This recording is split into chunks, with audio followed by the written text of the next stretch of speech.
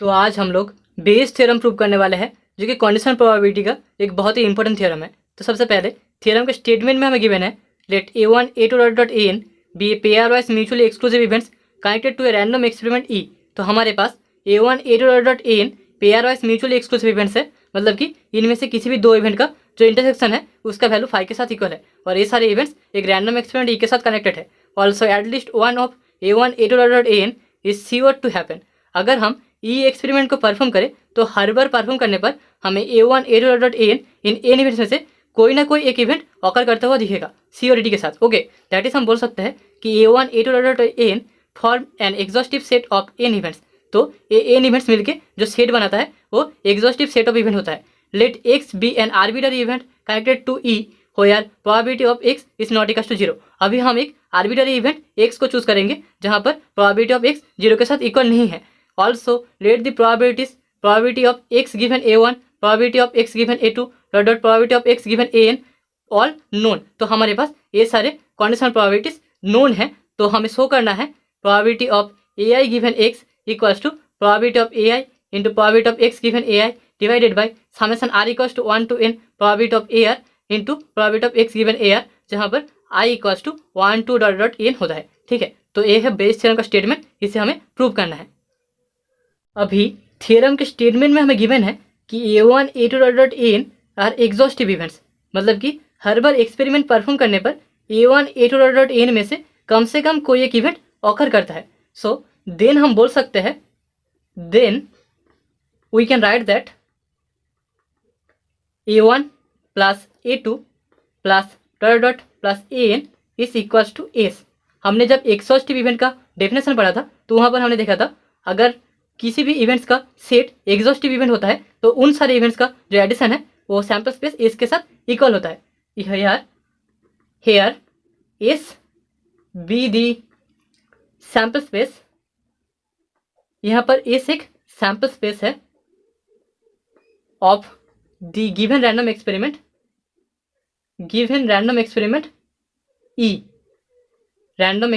E. Now let X be any event connected to E. तो हमने यहाँ पर ई रैंडम एक्सपेरिमेंट के साथ कनेक्टेड किसी एक इवेंट को एक्स मान लिया है। देयरफॉर हम बोल सकते हैं A1 plus A2 plus dot plus AN into X is equal to S X, क्योंकि एस का value A1 plus A2 plus dot AN के साथ इक्वल होता है। दैट इज इक्वल टू हमें मिलेगा एक्स, क्योंकि एक्स जो इवेंट है वो एस सैम्पल स्पेस का एक सबसेट है। तो यहाँ पर एस एक्स मतलब कि S intersection X equal to हमें एक्स मिल जाएगा। ओके, तो इन दोनों का मल्टीप्लिकेशन इक्वल्स टू हमें x मिलेगा, और हम लिख सकते हैं x equals to A1x plus A2x plus dot plus ANX। Now taking probability on both side. अभी अगर हम बोथ साइड में प्रोबेबिलिटी ले ले, प्रोबेबिलिटी ऑन बोथ साइड, हमें मिलेगा probability of x is equals to probability of A1x plus A2x plus dot plus ANX। अभी हमारे पास गिवन है कि A1 A2 dot AN are pair wise mutually exclusive events. So that is हम बोल सकते हैं कि AI into AJ is equals to zero. किसी भी दो इवेंट का जो इंटरसेक्शन है उसका वैल्यू जीरो के साथ इक्वल होगा for I not equals to J and I is equals to 1 to dot N। Now AIX AJX, इन दो इवेंट का जो मल्टीप्लिकेशन है उसका वैल्यू आएगा AI AJ into X, that is equals to zero into X, that is equals to zero for I not equals to J and IJ equals to 1 to dot N। तो यहाँ पर हमने दिखा दिया है कि AIX एंड AJX इन दोनों event का जो इंटरसेक्शन है यानी कि मल्टीप्लिकेशन है वो जीरो के साथ इक्वल होता है। सो दिस इम्प्लाई हम बोल सकते हैं, this implies A1x A2x dot ANX are pair wise mutually exclusive events. तो यहाँ पर A1x A2x डॉट ANX ये सारे events pair wise mutually exclusive events हो जाएंगे।